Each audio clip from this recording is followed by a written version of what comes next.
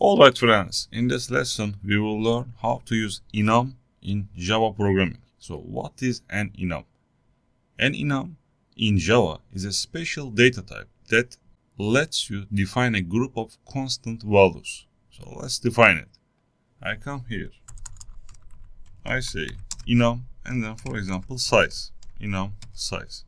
I open my curly braces. So let's define it. For example, small, medium, medium, and large and extra large, extra large. So these are a group of constant values.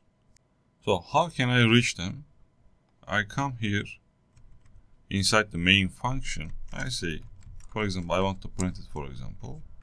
I say system.out.println and then I'm reaching by size. After that, which value I want to use? I use my dot notation.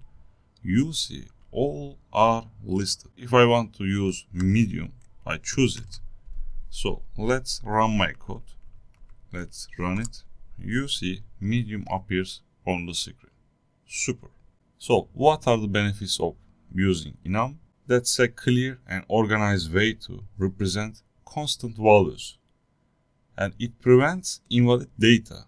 And it's easy to maintain and extend. See you in the next lesson.